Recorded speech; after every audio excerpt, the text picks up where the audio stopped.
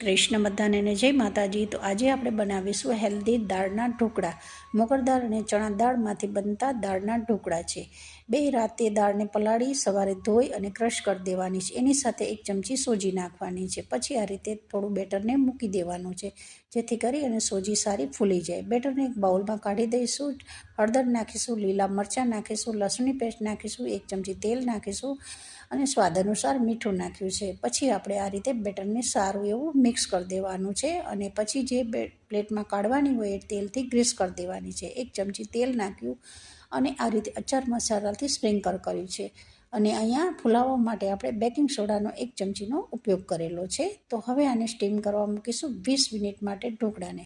20 થી 25 મિનિટમાં આપણા ઢોકળા સારા તૈયાર થઈ ગયા છે. ઠંડા થાય પછી આ રીતે કટ કરી દેવાના છે. કટ કરી અને પછી આપણે કડાઈમાં 1 ચમચી તેલ નાખીશું, રાઈ, હિંગ નાખીશું, તલ, મીઠો લીમડો અને